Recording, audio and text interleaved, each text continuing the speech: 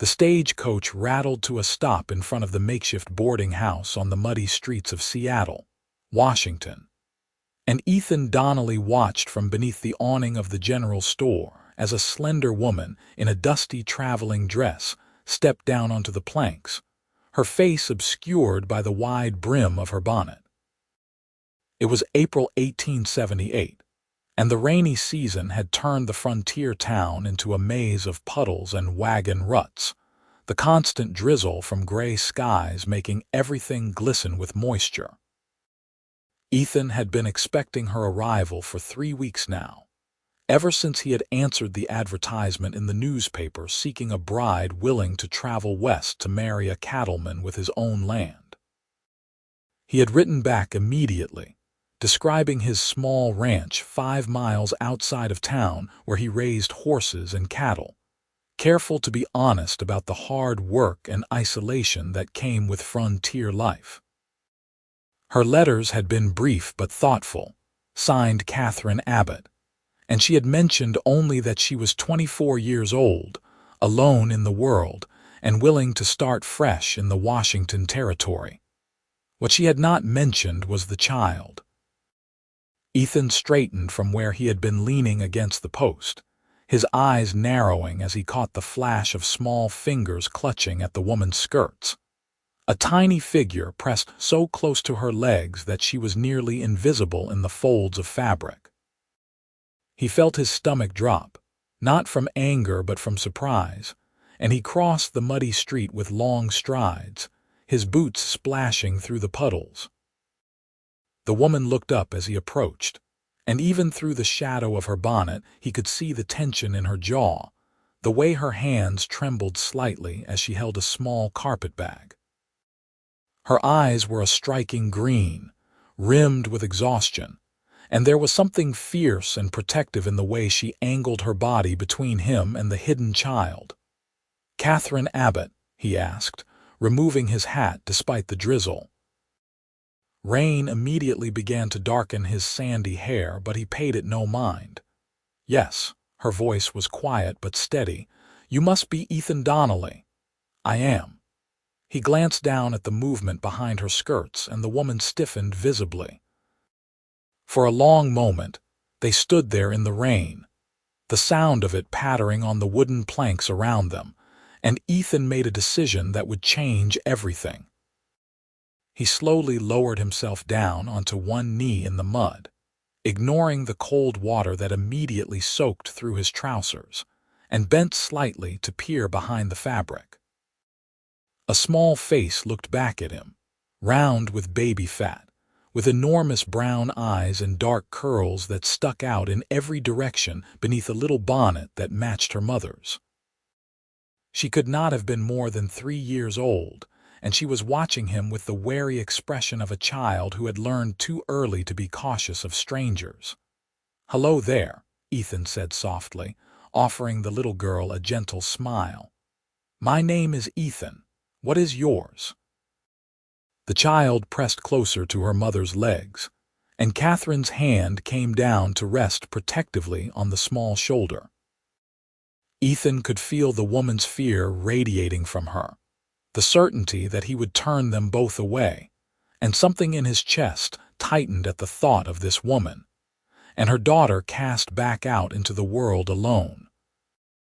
He had grown up without a mother, raised by a father who drank too much and worked too little, and he knew what it meant to be vulnerable and unprotected. "Her name is Lily," Katherine said after a moment, her voice thick with emotion. "I know I should have told you in my letters. I was afraid you would not want us if you knew. I understand if you have changed your mind about the arrangement." Ethan looked up at her, rain running down his face, and saw the proud set of her shoulders even as her eyes betrayed her terror. She was prepared to be rejected, prepared to face whatever came next with the same fierce determination that had brought her all the way across the country to marry a stranger. He rose to his feet and settled his hat back on his head, then reached down and picked up her carpetbag without a word. Katherine watched him with confusion written across her delicate features. "The wagon is just there," he said, gesturing toward where his team stood waiting. "I imagine you are both tired and hungry from the journey. My place is not much, but it is dry and warm, and I have a stew on the stove that should be about ready by the time we arrive home."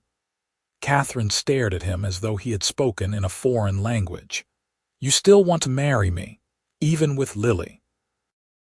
"A child is a blessing, not a burden," Ethan said simply. "You should have told me yes, but I understand why you did not. The world is not kind to women alone, especially with a child to care for. If you are willing to be my wife, then Lily will be my daughter too. That is how families work." He saw the moment her composure broke, the way her eyes filled with tears that she quickly blinked away, her free hand coming up to cover her mouth. Lily peeked out from behind her mother's skirts again, and this time Ethan caught her eye and winked. The little girl's expression did not change, but she did not hide again either, and he considered that progress. He led them to the wagon and helped Katherine up onto the seat, then carefully lifted Lily up into her mother's arms. The child was so light she felt like air, and he wondered when they had last eaten a proper meal. The ride out to the ranch took nearly an hour, the wagon wheels churning through the muddy road that wound between towering Douglas firs and western red cedars. The rain had lessened to a fine mist by the time they left the town behind, and the forest closed in around them with its cathedral quiet broken only by the sound of birdsong and the creak of the wagon. Katherine sat rigidly beside him, Lily on her lap, and Ethan did not push for conversation. He could sense that she needed time to process what had just happened, to accept that she and her daughter had not been turned away. "How old is Lily?" he asked finally, keeping his voice conversational. 3.5, Katherine replied. "Her birthday was in December, a winter baby." "Those are supposed to be the strongest, according to my grandmother." He glanced over and saw a small smile touch Katherine's lips. "Does she talk?" "Some. She is shy with strangers, but once she knows you she chatters like a magpie." Katherine hesitated, then added, "Her father died before she was born.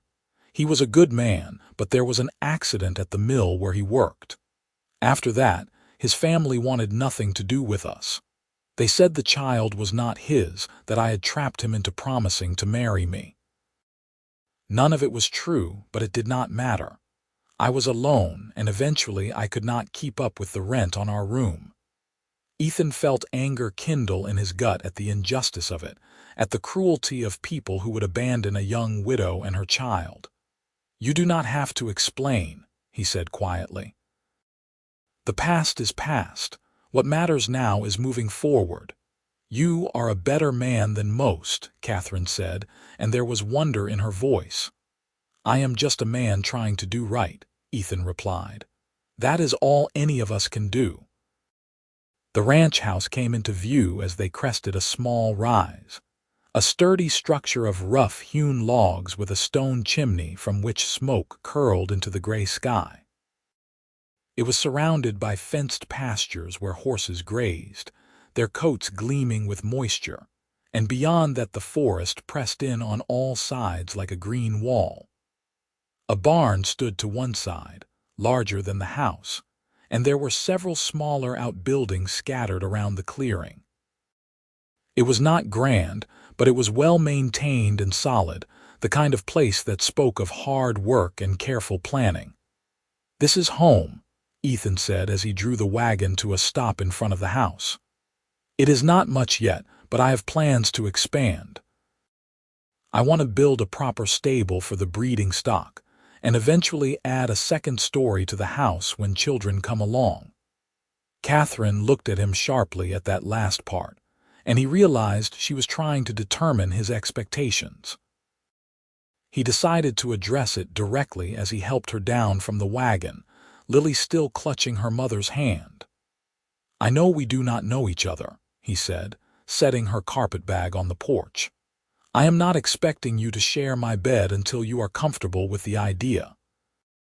You and Lily can have the bedroom, and I will sleep in the loft for now. We will get to know each other first, and when you are ready, we can be married proper. There is a circuit preacher who comes through once a month. He will be back in 3 weeks." Catherine's eyes were bright with unshed tears again, and she nodded quickly. "Thank you. I did not dare to hope for such consideration." "You deserve consideration," Ethan said firmly. "Both of you do. Now come inside before you catch your death in this damp." The interior of the house was simple but clean, with a main room that served as kitchen and living space, a stone fireplace crackling with warmth, and a doorway that led to a small bedroom. A ladder in the corner led up to the loft where Ethan had been sleeping. The furniture was handmade and sturdy, the kind built to last generations, and there were curtains on the windows that Ethan's grandmother had sewn before she passed. Katherine stood in the center of the room and turned slowly, taking it all in, and Ethan saw her shoulders begin to relax for the first time since she had stepped off the stagecoach. "It is wonderful," she said softly. "I have not had a real home in 2 years." "Then it is yours now," Ethan replied. He moved to the stove and ladled out 3 bowls of the venison stew he had made that morning, setting them on the table along with thick slices of bread. "Sit. Eat.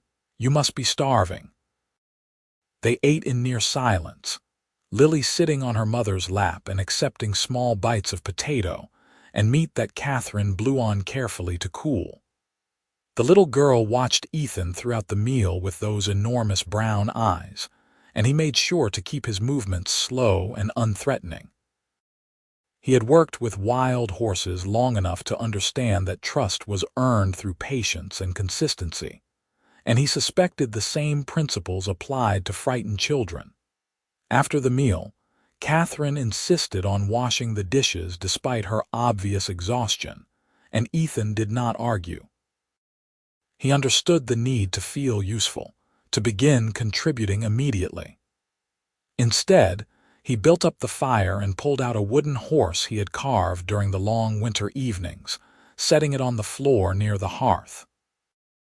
Lily watched from her mother's skirts, and after a few minutes she crept closer, her small hand reaching out to touch the smooth wood. "You like horses?" Ethan asked, keeping his voice gentle.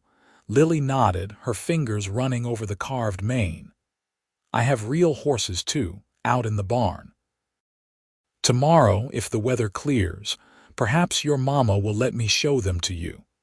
Would you like that?" Another nod, and this time the corners of her mouth turned up just slightly. It was not quite a smile, but Ethan felt victorious nonetheless. Katherine watched from the wash basin, and when he glanced over, he saw something soft in her expression, something that had not been there before. That night, after he had shown them to the bedroom and assured Katherine that there were extra blankets in the chest if they needed them, Ethan climbed up to the loft and lay on his narrow cot staring at the rafters. He could hear the soft murmur of Katherine's voice as she sang to Lily, a lullaby that drifted up through the floorboards, and he found himself smiling in the darkness. He had been alone for so long, managing the ranch by himself since his father had drunk himself to death 3 years prior, and he had nearly forgotten what it felt like to have another heartbeat under his roof.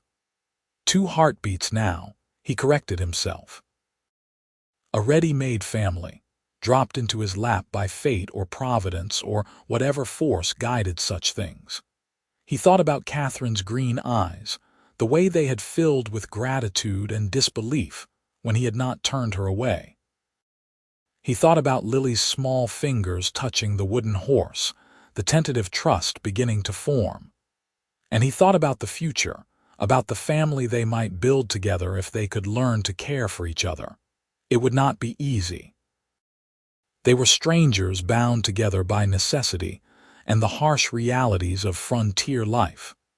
But Ethan had never been afraid of hard work, and he suspected Katherine had not either. She had come all this way, alone, to build a better life for her daughter. That took courage of a kind most men would never possess.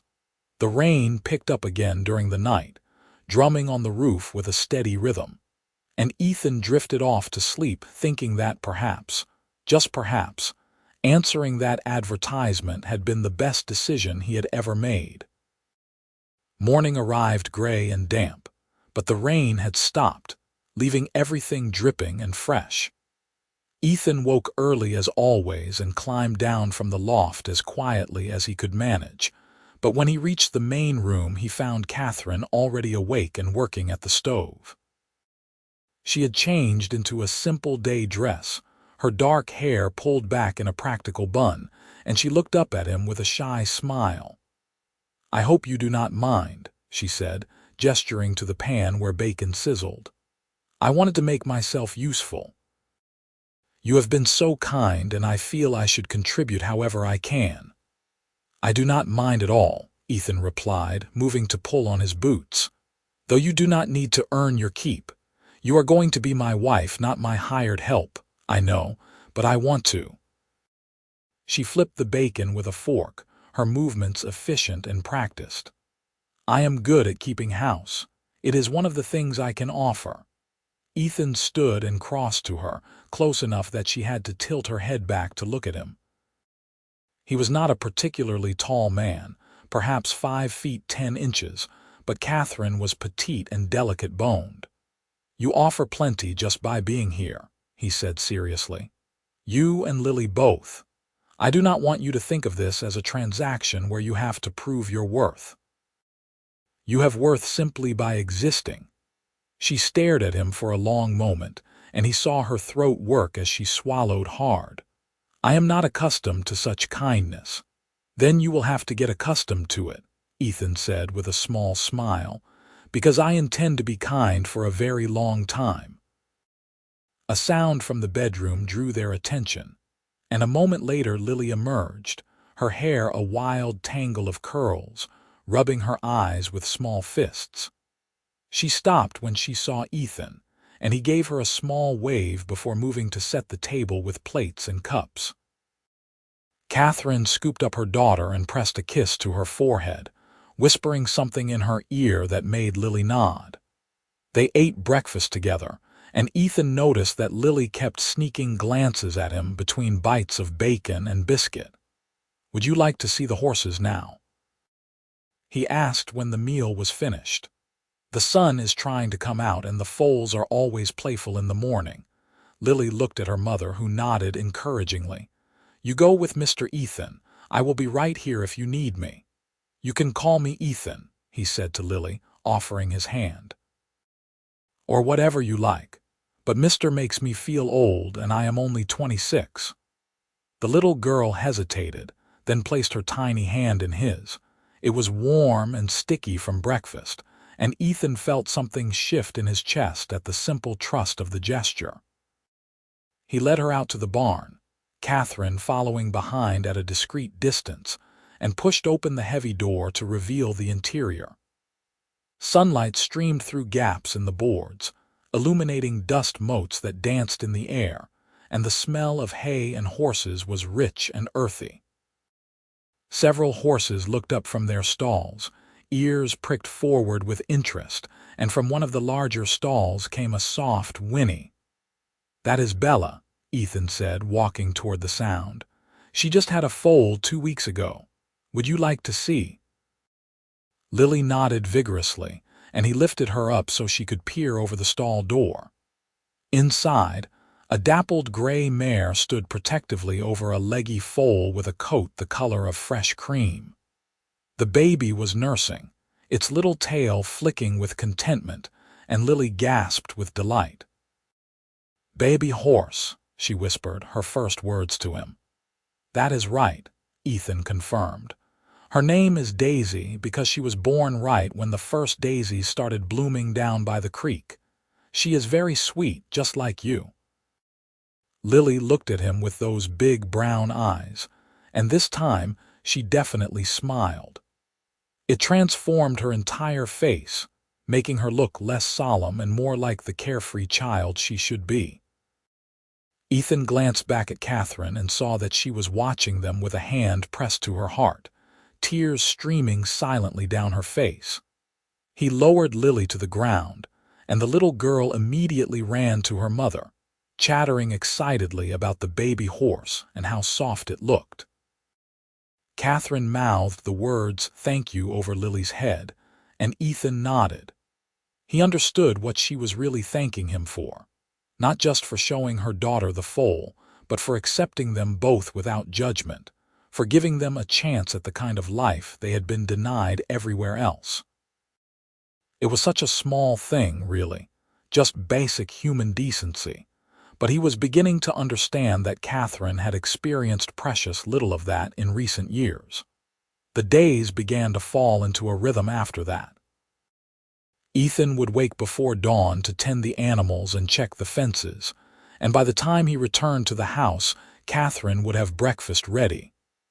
They would eat together, the three of them, and then Ethan would return to his work while Katherine kept the house and looked after Lily. In the afternoons, when the weather permitted, he would take Lily out to the barn to visit the horses or down to the creek to look for interesting stones. The little girl was slowly coming out of her shell, speaking more each day, and her laughter was becoming a common sound around the ranch. Katherine remained more reserved, but Ethan could see her relaxing by small degrees. She smiled more readily now, and sometimes he would catch her humming as she worked in the kitchen. She was an excellent cook, far better than he was, and she had a talent for making even simple meals feel special. She also proved to be skilled with a needle, mending his worn shirts and sewing new curtains for the kitchen window. At night, they would sit by the fire after Lily had gone to bed, and they would talk about everything and nothing. Katherine told him about her childhood in Philadelphia, about her father who had been a school teacher, and her mother who had died when Katherine was only 12. She spoke about her late husband, a gentle man named Thomas who had dreamed of opening his own carpentry shop, and about how his death had shattered all her plans for the future. Ethan, in turn, shared stories about growing up on the ranch, about his mother who had died giving birth to a stillborn son when Ethan was 8, and about his father's slow descent into bitterness and drink. He talked about how he had learned to manage the ranch on his own out of necessity, how he had built up the horse breeding program by careful selection and patience. He spoke of his hopes for the future, of wanting to make the ranch into something substantial that could be passed down through generations. "I want children," he admitted one evening as they sat watching the fire. "I know that is something we should discuss. I understand if you do not want more after everything you have been through, but I want you to know that I hope we can have a family together." Katherine was quiet for a long moment, her hands folded in her lap. "I would like that," she said finally. "I always wanted Lily to have siblings. I hated being an only child, especially after my mother died. It was so lonely. But I need time, Ethan. I need to know you better before we share that kind of intimacy." "Of course," Ethan said quickly. "I would never push you. I just wanted you to know my hopes, so there are no misunderstandings between us." She looked at him then, really looked at him, and he saw something warm kindle in her green eyes. "You are unlike any man I have ever known," she said softly. "Most men would have demanded their rights by now. You have been nothing but patient and kind." "Demanding rights sounds like something a master does to a servant," Ethan replied. "You are my equal, Katherine. You will be my wife, my partner. What we share should be given freely on both sides, not taken by force or obligation." She reached out and placed her hand over his where it rested on the arm of his chair, and the simple contact sent warmth racing up his arm. "I am beginning to care for you," she whispered, "more than I expected to."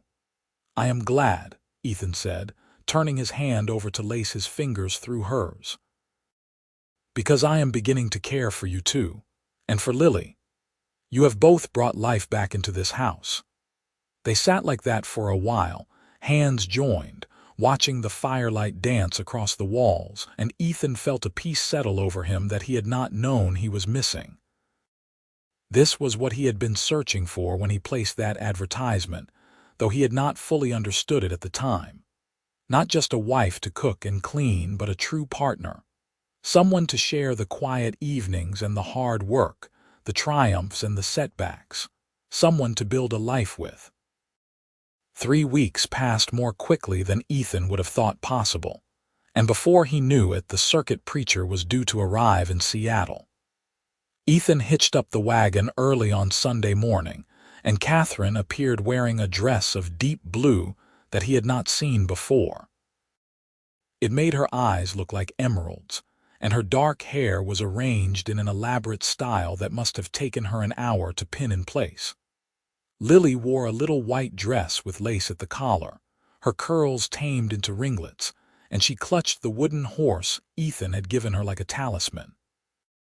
"You both look beautiful," Ethan said honestly, and he saw Katherine blush with pleasure.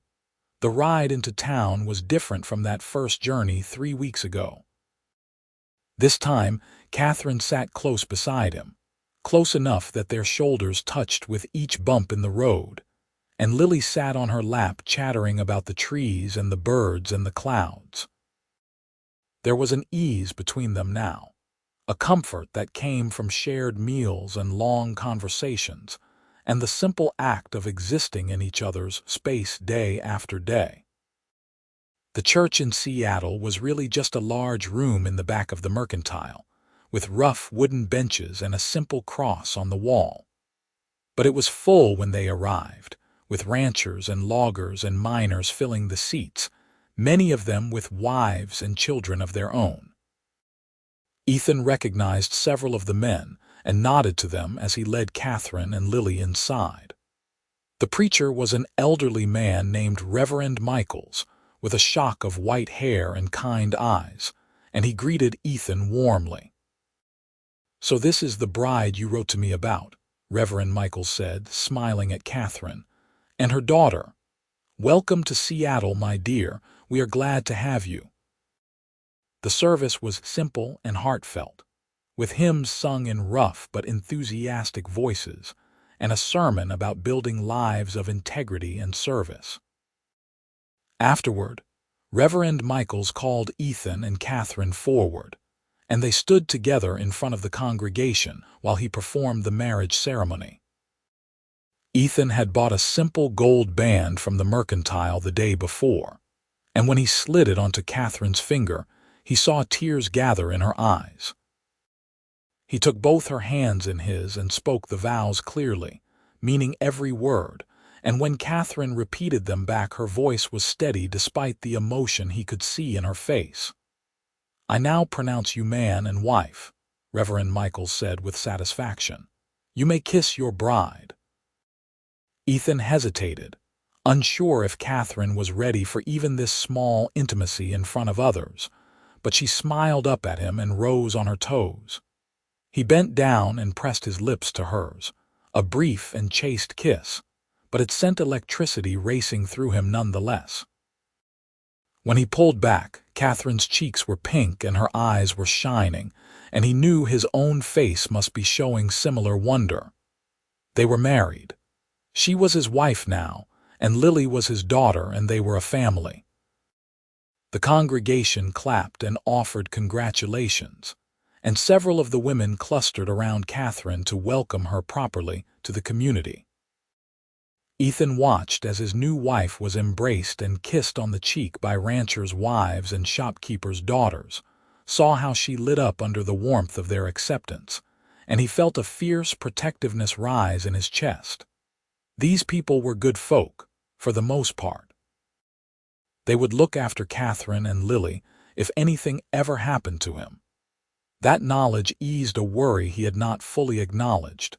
They stayed in town for a few hours after the service, accepting invitations to share lunch with one of the other ranching families. The Hendersons had a spread about 10 miles south of Ethan's place, and they had 3 children ranging from age 5 to 10. Lily was shy at first, but the Henderson children drew her into their play, and soon she was laughing and running through the meadow behind their house like she had known them all her life. Katherine watched her daughter with an expression of such joy that Ethan had to look away, his throat tight with emotion. "She needed this," Katherine said quietly, standing beside him. "She has been so isolated, so afraid. I have not seen her play like a normal child in a very long time." "She will have plenty of opportunities now," Ethan replied. "The Henderson children are good kids, and there are other families with little ones scattered around. We will make sure Lily has friends." Katherine slipped her hand into his, and this time the gesture felt natural, as though they had been holding hands for years rather than weeks. "I am so grateful I found you," she said. "Or that you found me. However it happened, I am grateful." "As am I," Ethan said, squeezing her fingers gently. "As am I." They returned to the ranch in the late afternoon, Lily asleep on Katherine's lap, exhausted from the excitement and activity.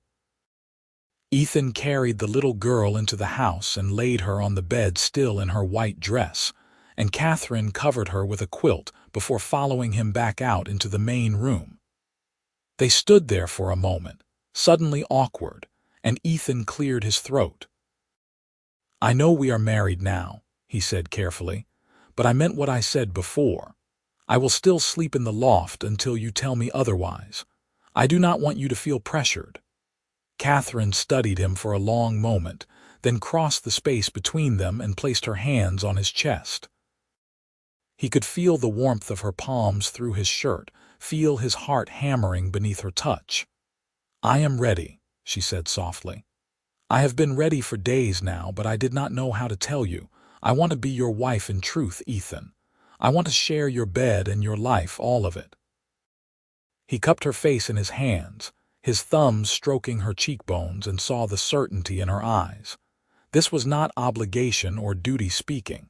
This was genuine desire, genuine affection, and it made him feel humble and powerful all at once.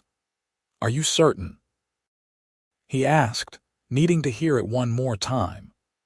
"I am certain," Katherine replied, and then she rose on her toes and kissed him. This kiss was nothing like the brief touch of lips in the church. This was deep and searching, full of promise and heat, and Ethan felt his entire body respond to it. He wrapped his arms around her waist and lifted her against him, and she made a soft sound of surprise and pleasure that shot straight through him. They stumbled toward the bedroom, mouths still joined, and Ethan used his foot to push the door closed behind them so they would not disturb Lily. Katherine's fingers were working at the buttons of his shirt, and he helped her, shrugging out of the garment and tossing it aside before reaching for the laces of her dress. The afternoon light filtering through the curtains was golden and soft, painting Katherine's skin in warm tones as he slowly revealed it. She was beautiful, all gentle curves and delicate bones, and when she stood before him in nothing but her shift, she was trembling slightly. Ethan gathered her close and pressed his forehead to hers, giving her time to adjust, letting her know without words that they could stop at any moment if she changed her mind. But Katherine shook her head and pulled the shift over her head, baring herself completely, and then she reached for him. What followed was tender and slow, a careful exploration as they learned each other's bodies and responses. Ethan had been with women before, brief encounters in his youth that had been more about physical release than connection, but this was entirely different. This mattered. Katherine mattered. He took his time, paying attention to what made her gasp and sigh, to where she was sensitive and responsive, and she did the same for him. When he finally joined them together, she cried out softly and clung to him, and he held himself still until she adjusted and gave him permission to move. They found a rhythm together, something ancient and new all at once, and when release came for them both it was with a profound sense of rightness, of pieces fitting together that had been meant to align all along. Afterward they lay tangled together in the bed that was now theirs, Catherine's head on his chest and his fingers tracing lazy patterns on her shoulder. The room had grown darker, the sun sinking toward the horizon, and from the other side of the door he could hear Lily beginning to stir from her nap. "I should go to her," Katherine murmured, but she made no move to rise. "In a moment," Ethan said, tightening his arm around her. "I want to hold you just a little longer." She smiled against his skin and pressed a kiss to his chest, right over his heart. "I love you," she said, the words so quiet he almost missed them. "I did not expect to, not so quickly, but I do. I love you, Ethan Donnelly." He felt his eyes sting with emotion and had to blink rapidly to clear them. "I love you too," he said, his voice rough. "I think I started falling for you the moment you stepped off that stagecoach. You were so brave, so determined to protect your daughter even though you were terrified." "How could I not love you?" Katherine raised her head to look at him, and in the fading light her eyes were luminous. "We are going to be happy," she said, and it was not a question but a statement of fact. "All three of us. We are going to build something good here." "Yes," Ethan agreed, pulling her up for another kiss. "Yes, we are." The following months passed in a blur of hard work and simple joys.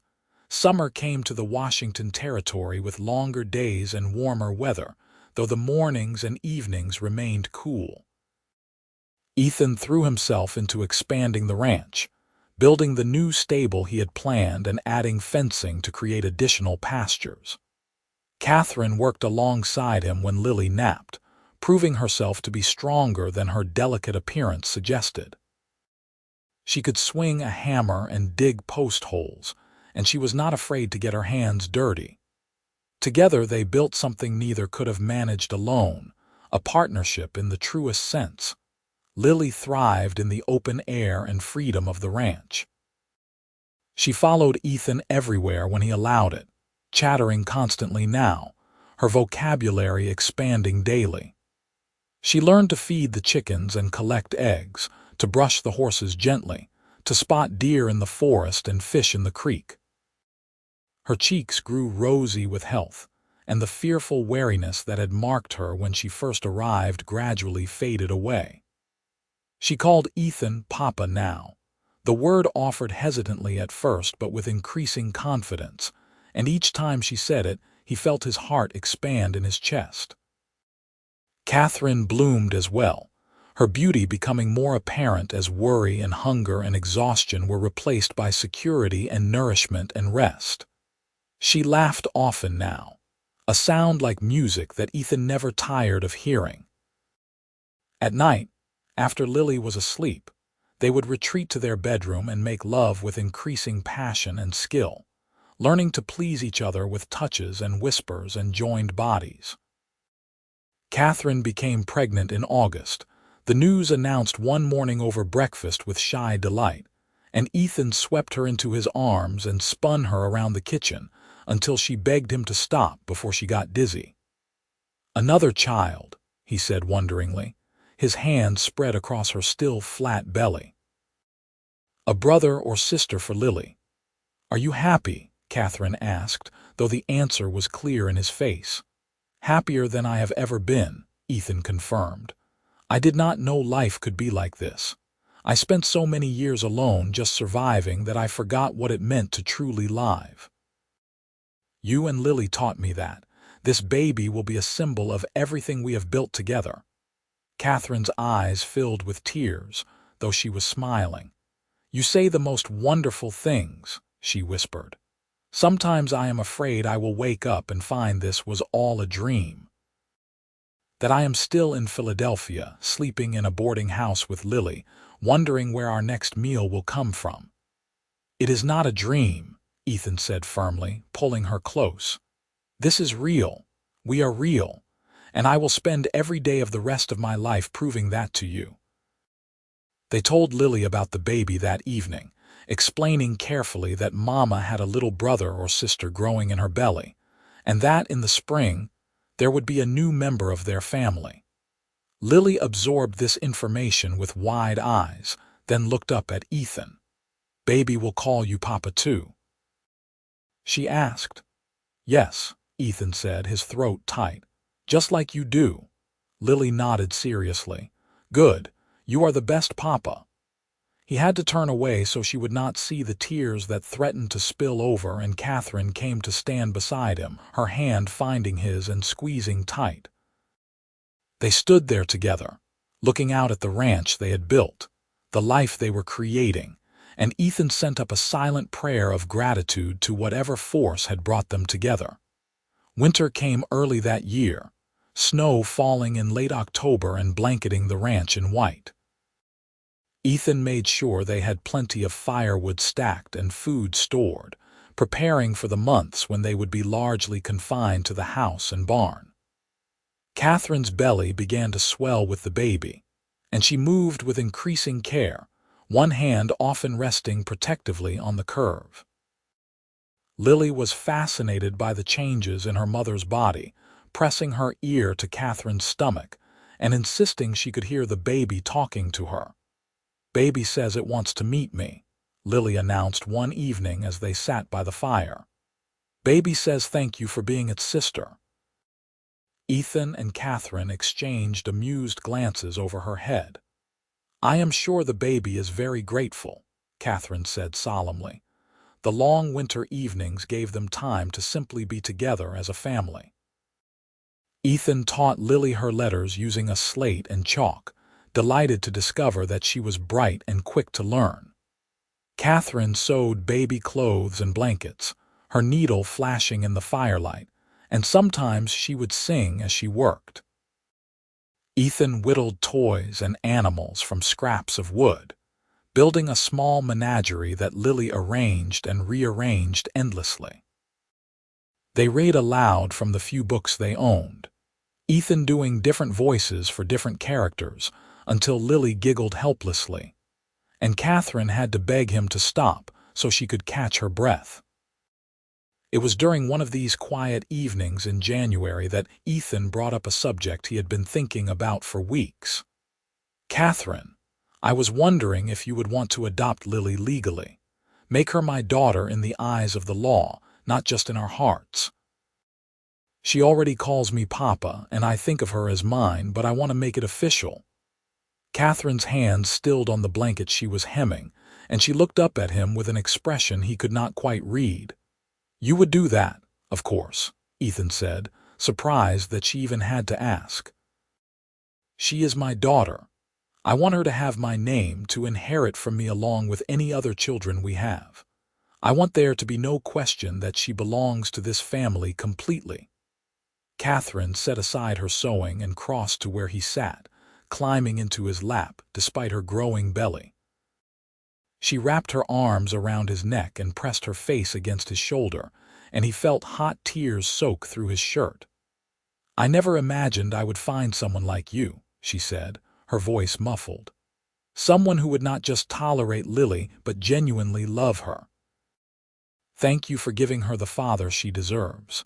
Ethan held her close, his own eyes wet.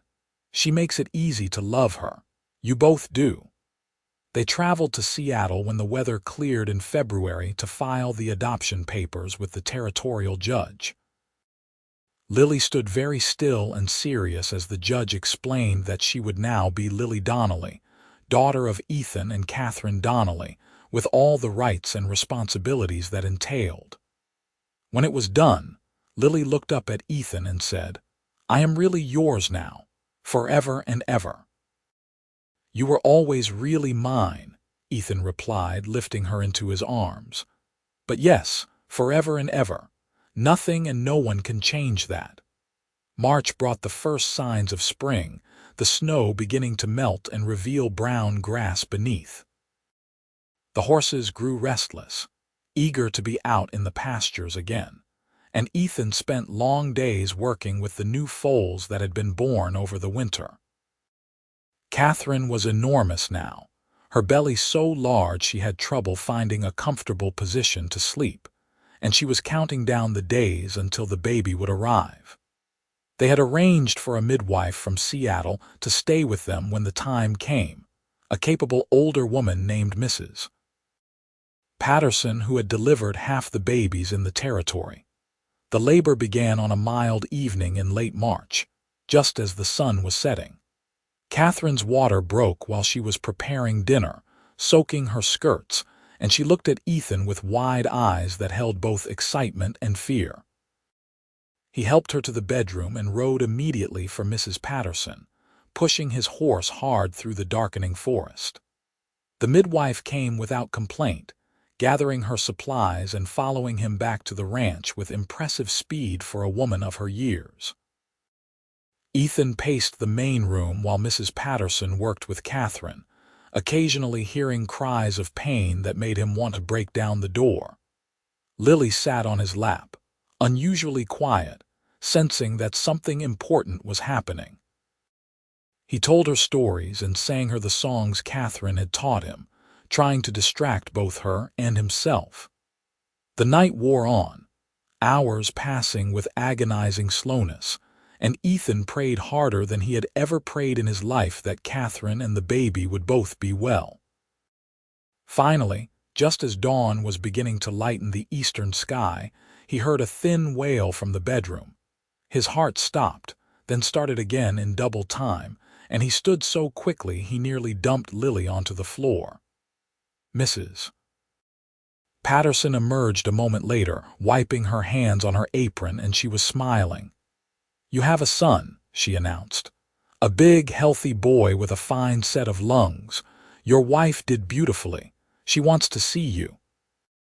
Ethan burst into the bedroom with Lily on his heels, and found Katherine propped against the pillows, exhausted but radiant, with a tiny bundle in her arms. The baby was red-faced and squalling, with dark hair plastered to his skull and tiny fists waving in the air. Ethan approached slowly, feeling like his legs might give out, and sank down on the edge of the bed. Katherine turned the bundle so he could see their son's face, and Ethan felt love slam into him with physical force. "He is perfect," Ethan whispered, reaching out one finger to stroke the impossibly soft cheek. "Katherine, he is perfect. We made him," Katherine said, wonder in her voice. "Together. He is ours." Lily climbed up onto the bed and peered at her new brother with interest. "He is very small," she observed, "and loud." Katherine laughed, the sound weary but happy. "All babies are small and loud at first. He will grow. Do you want to hold him?" Ethan helped Lily settle against the pillows and carefully transferred the baby into her arms, supporting his head. Lily stared down at her brother with an expression of fierce protectiveness that reminded Ethan achingly of Katherine. "Hello, baby," she said softly. "I am your sister Lily. I will teach you everything." "What should we call him?" Ethan asked Katherine. They had discussed names but had not settled on one. "I was thinking James," Katherine said. "After your grandfather. You said he was a good man." Ethan had to blink back tears again. His grandfather had indeed been a good man, one of the few bright spots in his childhood. That Katherine wanted to honor him touched Ethan deeply. "James Donnelly," he said, testing it out. "I like it. James Ethan Donnelly." "James Ethan Donnelly," Katherine repeated, smiling. "Welcome to the world, little one." Mrs. Patterson stayed with them for 3 days, making sure Katherine recovered properly and teaching Ethan how to help with the baby. James was a good baby, nursing well and sleeping in stretches long enough that Katherine could rest. Lily appointed herself his guardian, refusing to go far from the bedroom and alerting them immediately whenever James so much as whimpered. Ethan found himself falling in love all over again, not just with his infant son but with his entire family, with the beautiful chaos and joy they brought to his life. As spring turned to summer, and James grew from a tiny newborn into a plump, smiling baby, Ethan often found himself stopping in the middle of his work to simply look around and marvel at what he had. Katherine would be in the garden she had planted, Lily helping her pull weeds, while James dozed in a basket in the shade. The horses would be grazing in the pastures, the barn would be full of hay for winter, and smoke would curl from the chimney of the house he had built with his own hands. It was not a grand life by any measure. They were not wealthy or important, but it was a good life, filled with love and purpose, and that was worth more than all the gold in California. One evening in late June, as they sat on the porch watching the sunset paint the sky in shades of orange and pink, Katherine leaned her head against Ethan's shoulder and sighed contentedly. Lily was playing with a kitten they had acquired from a barn cat's litter, and James was asleep in Katherine's arms. "Are you happy?" Katherine asked, echoing the question from a year ago when she had told him she was pregnant. "More than I can express," Ethan replied honestly. "Sometimes I wake up in the middle of the night just to make sure this is real, that you are really here, that Lily and James are really mine. It seems too good to be true." "It is true," Katherine said, tilting her head up to kiss his jaw. "We built this together. We took a leap of faith, both of us, and look what came of it. A family, a home, a future." "I never thought I would have this," Ethan admitted. "After my mother died and my father became what he became, I thought maybe I was not meant for family, that I did not know how to do it right. But you taught me. You and Lily showed me what love looks like, what family is supposed to be." "We taught each other," Katherine corrected gently. "I was so lost before I came here, Ethan, so afraid and alone. You gave me safety and respect and partnership. You gave Lily a father and a home. You gave me back my life. I could never thank you enough for that." "You do not need to thank me," Ethan said, wrapping his arm more tightly around her shoulders. "Being with you, loving you, raising our children together, that is all the thanks I will ever need." They sat in comfortable silence as the sun sank below the horizon, and the first stars began to appear in the darkening sky. A cool breeze whispered through the trees, carrying the scent of pine and wildflowers, and in the distance, an owl hooted its evening call. James stirred and made small sucking motions in his sleep, and Lily's laughter rang out as the kitten pounced on a piece of yarn. "Tell me about the future," Katherine said softly. "Tell me what you see for us 5 years from now, 10 years from now." Ethan smiled and let himself imagine it. 5 years from now, James will be running wild with Lily, learning to ride and fish and all the skills they will need to thrive out here. Maybe we will have another baby or two by then. The ranch will be bigger, more prosperous. We will have helped build a real community here, with a proper school and a church and neighbors we can count on. 10 years from now, Lily will be a young woman, probably beautiful like her mother, and we will have to beat the suitors away with a stick. James will be thinking about what he wants to do with his life, whether he wants to stay on the ranch or seek his own path. And we will be here, you and I, still standing together, still building our life one day at a time." "That sounds perfect," Katherine murmured. "I cannot wait to live it with you." "Neither can I," Ethan replied, pressing a kiss to the top of her head. "Neither can I." The years did unfold much as Ethan had imagined, though with surprises and challenges neither of them could have predicted. When James was 2, Katherine became pregnant again, and this time she delivered twin girls they named Elizabeth and Emma. The girls were identical, with Katherine's green eyes and Ethan's sandy hair, and they were into everything from the moment they could crawl. Lily proved to be a wonderful helper with her younger siblings, mature beyond her years, while James alternated between doting big brother and mischievous troublemaker. The ranch continued to grow and prosper. Ethan's horses gained a reputation throughout the territory for their quality and temperament, and he had buyers traveling from as far as Portland and even San Francisco to purchase his breeding stock. Katherine turned her garden into a thriving vegetable plot, and began selling her excess produce in Seattle, using the money to buy small luxuries for the family and to help neighboring families who fell on hard times.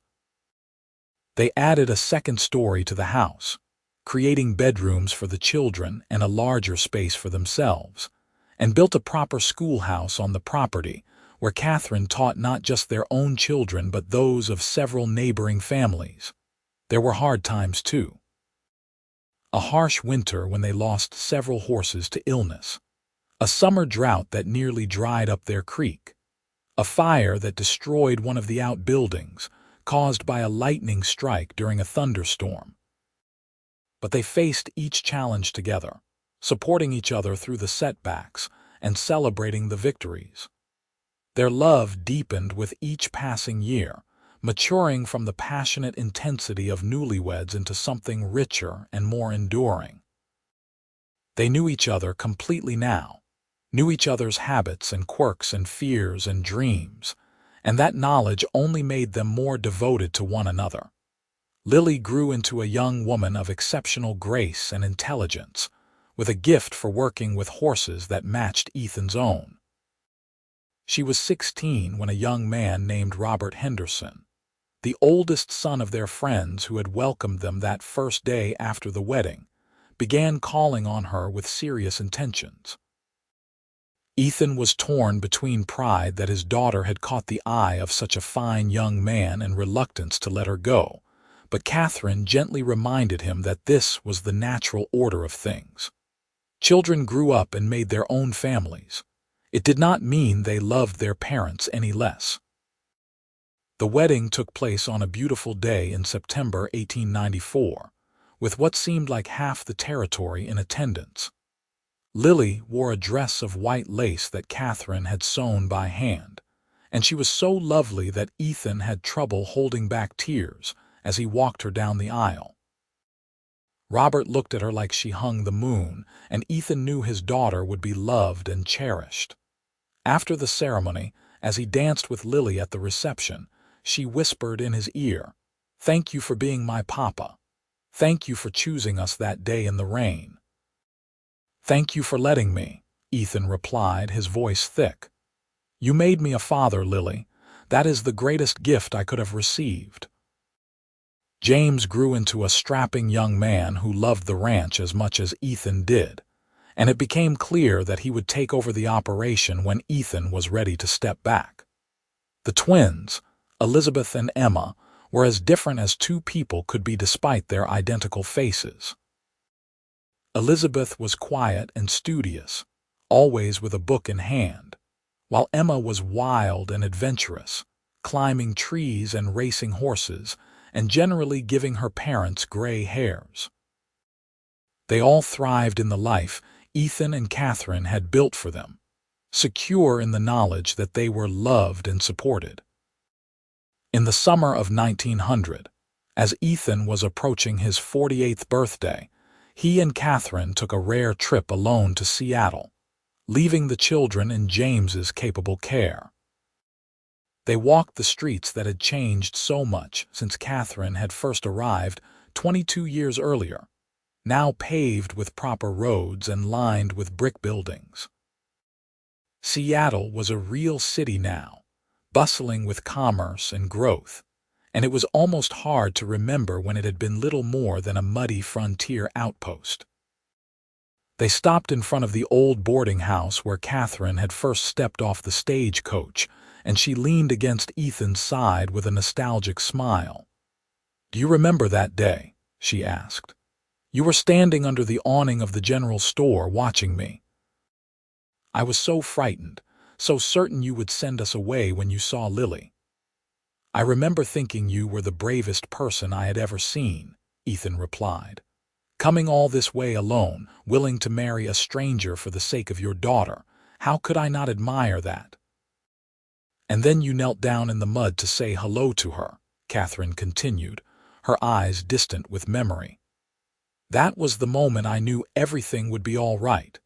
Any man who would ruin his clothes to make a frightened child feel welcome was a man worth trusting." "It was not a conscious decision," Ethan said. I just wanted her to know I was not a threat. I wanted both of you to feel safe." "You have given us so much more than safety," Katherine said, turning to face him fully. "You have given us joy and security and love. You have been the most wonderful husband and father. I want you to know that I see you, Ethan. I see everything you do for us, all the ways you care for our family, and I love you more now than I did on our wedding day." Ethan cupped her face in his hands, these hands that were more weathered now, marked with the scars and calluses of decades of hard work.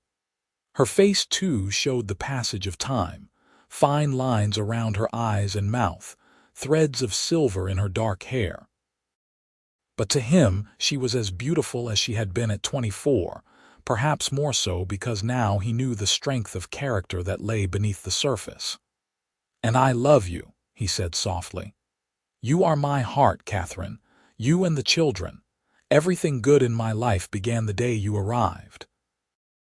They kissed there on the street, paying no attention to the people who walked around them, and Ethan felt the same electricity that had sparked between them from the very beginning. Time had not diminished what they shared. If anything, it had magnified it, adding layers of history and memory and shared experience that made their bond unbreakable. That evening they stayed in a hotel, a rare luxury, and made love with the leisure and expertise of long practice. Afterward, as they lay tangled together in sheets that someone else would wash, Katherine traced patterns on Ethan's chest and said, "I want another baby." Ethan raised his eyebrows in surprise. "Katherine, we are not young anymore. You are 46. Would it not be risky?" "Perhaps," Katherine acknowledged, "but I am healthy and strong, and I am not ready to be done having children with you. I want one more, Ethan, a last gift to each other." He pulled her closer, kissing her forehead. "If that is what you want, then that is what we will try for.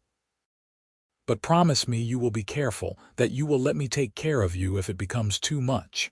"I promise," Katherine said, and her smile was radiant. "I promise." It took several months, but Katherine's hopes were realized. In the spring of 1901, she gave birth to a final son, a tiny but vigorous baby they named Thomas after her first husband, a gesture of healing and closure that Ethan supported wholeheartedly. The birth was difficult, as they had feared, and Mrs. Patterson warned that Katherine should not attempt to have any more children. But mother and baby both came through healthy, and Thomas quickly became the darling of the entire family. Lily brought her own infant daughter to visit, and the two cousins lay side by side in their baskets while the family cooed over them. James declared he would teach Thomas everything about ranching as soon as he was old enough to walk. The twins, now 9 years old, fought over who got to hold him first. Ethan held his youngest son and looked around at his family, gathered together in the house that had grown to accommodate them all, and felt a sense of completion that was almost overwhelming. This was what he had been building toward all these years. Not just a successful ranch or a comfortable home, but this sense of connection, of belonging to something larger than himself. A legacy of love that would extend beyond his own lifetime, carried forward by his children and grandchildren, and all the generations yet to come. Katherine retired from teaching after Thomas was born, deciding to focus her energy on their youngest child, and on being a grandmother to Lily's growing brood. Ethan began stepping back from the day-to-day management of the ranch, allowing James to take on more responsibility and make his own decisions. It was not always easy to relinquish control, to watch his son do things differently than he would have done them, but Ethan had learned that letting go was as important as holding on. James was a capable man who would lead the ranch into the new century with his own vision and ideas, and that was as it should be. The years continued to pass, marked by the rhythms of ranch life and the milestones of family. More grandchildren were born, more weddings celebrated, more losses mourned as elderly friends and neighbors passed away. Elizabeth went away to Teachers College in Seattle and returned to open a school in town. Emma married a surveyor and moved to Spokane, much to everyone's sorrow, though she visited often with her children. Thomas grew into a thoughtful boy who loved books and nature, often disappearing for hours to explore the forest and creek. Through it all, Ethan and Katherine remained each other's anchor. They still sat on the porch most evenings, now in rocking chairs that creaked with each movement, watching the sun set over land they had worked and nurtured for decades. Their hair was white now, their bodies slower and less resilient than they once were, but their love had not diminished. If anything, it had grown stronger, tempered by time and trial into something unshakable. On a warm evening in June 1918, 40 years to the day after Katherine had stepped off that stagecoach, they sat together, watching their family gathered for a celebration. Lily was there with her husband and 6 children, James with his wife and 4 sons, Elizabeth with her husband and 2 daughters, Emma, who had traveled from Spokane with her family, and Thomas, who at 17 was already taller than Ethan and showing signs of becoming a fine man. There were 23 people in total, all of them descended from or connected to the family Ethan and Katherine had built, and the sight of them filled Ethan with profound gratitude. 40 years, Katherine said softly, echoing his thoughts. Can you believe it has been 40 years? Some days it feels like 40 minutes, Ethan replied. Other days it feels like several lifetimes, but every moment has been worth it. Even the hard times, Katherine asked. Especially the hard times, Ethan said. They taught us what we were made of, you and I.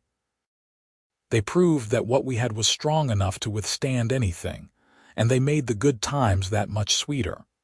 Katherine reached for his hand, her fingers thin and fragile now but still warm, still capable of sending comfort through his skin. I would do it all again, she said. Every moment, every choice, every hardship, because they all led me here to you, to this family. I would not change a single thing. Neither would I, Ethan agreed, raising her hand to his lips and pressing a kiss to her knuckles. You were the best decision I ever made, Katherine Donnelly. The best risk I ever took. And you were my salvation, Katherine replied. You and Lily gave me a reason to keep going when I had nothing left. You taught me that I was worth loving, worth protecting, worth cherishing. Everything good in my life came from you. They sat in comfortable silence as the celebration continued around them, their children and grandchildren laughing and playing and building their own memories. Ethan thought about that young woman who had arrived with fear in her eyes and a child hidden behind her skirts, and about the frightened cowboy who had knelt in the mud to say hello. They had been so young then, so uncertain of what the future would hold. But they had taken a chance on each other, had chosen to trust in the possibility of love, and that choice had transformed both their lives beyond recognition. As the stars began to appear in the darkening sky, and the first fireflies flickered in the meadow, Lily approached with her oldest grandchild, a girl of 3 with enormous brown eyes that reminded Ethan achingly of how Lily herself had looked at that age. Great-grandma, great-grandpa, Sophie wanted to say goodnight before we head home, Lily said. Sophie approached shyly and Ethan leaned down, his back protesting the movement but his heart eager. Good night, little one, he said gently. Did you have fun today? Sophie nodded and threw her small arms around his neck, and Ethan felt the circle complete itself. He was the great-grandfather now, the patriarch of this thriving family tree, and another generation was learning what it meant to be loved and protected. When Sophie pulled back, she turned to Katherine and gave her the same fierce hug, and Katherine's eyes were wet with happy tears as she smoothed the child's hair. After the family had departed, promising to visit again soon, Ethan and Katherine made their way slowly to their bedroom. Their movements were stiff with age and arthritis, but they still undressed each other with the same care they always had, still slipped beneath the covers and reached for each other in the darkness. They no longer made love with the frequency or intensity of their youth, but the intimacy was just as profound, just as necessary. They lay face to face, hands clasped between them, and simply breathed together. "Thank you," Katherine whispered, "for all of it, for choosing us, for loving us, for giving me a life I never dreamed was possible." "Thank you for trusting me," Ethan replied, "for taking a chance on a lonely cowboy who did not know what he was looking for until you arrived. You made me whole, Katherine. You and Lily and all our children. You made me whole." They drifted off to sleep like that, hands joined, hearts aligned, secure in the knowledge that they had built something that would outlast them both. The ranch would continue under James's stewardship. The children would carry forward the values they had been taught. The grandchildren would tell stories about the great-grandfather who had knelt in the mud to greet a frightened little girl, and the great-grandmother who had been brave enough to trust him. The love that had begun 40 years ago on a rainy Seattle street would echo down through generations, a testament to what was possible when two people chose each other against all odds. And in the quiet darkness of their bedroom, surrounded by the tangible evidence of the life they had created together, Ethan and Katherine Donnelly held each other close and knew, without question, that their story had been worth every moment. From that first nervous meeting to this peaceful evening in their old age, they had loved each other well and truly. They had built not just a ranch but a legacy. They had taken broken pieces and made them whole. They had proven that love, when it is freely given and fiercely protected, can transform lives and create something beautiful from even the most unlikely beginnings. The morning sun would rise on another day, and they would face it together as they always had. There would be work to do and grandchildren to dote on, and the thousand small tasks that made up a life well lived. But in this moment, in the darkness with only each other for company, they were simply Ethan and Katherine, cowboy and bride, husband and wife, partners who had chosen each other and never looked back. And that, more than anything else, was the happy ending they had both been searching for all along.